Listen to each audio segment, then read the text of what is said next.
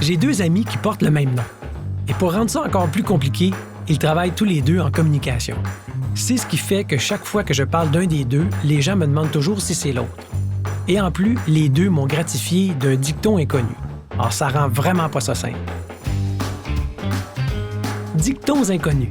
Je m'appelle Jacques Labelle et je vous présente des phrases inconnues, prononcées souvent par des inconnus, mais qui auraient avantage à être un peu plus connues.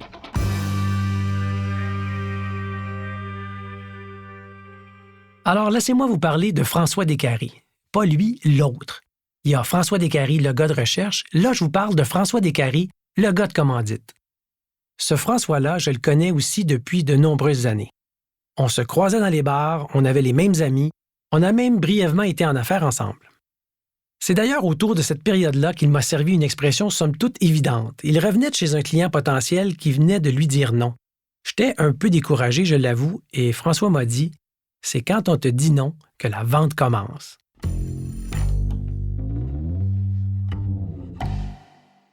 Dans le fond, c'est vrai, si on se faisait toujours répondre « oui », on n'aurait pas besoin de raffiner nos techniques de présentation.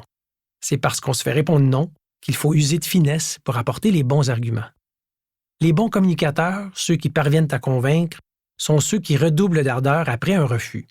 J'ajouterais que les gens qui carburent à la vente, comme François Descaries, celui-ci, pas l'autre, ils aiment autant le résultat que le chemin pour s'y rendre.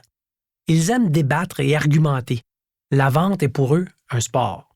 C'est ce qui fait la différence entre un bon vendeur et un super vendeur. C'est quand on te dit non que la vente commence, de François Descaries. Non, pas celui-là, l'autre François Descaries. Dictons inconnus est une production de Coyote Audio enregistrée chez Underground.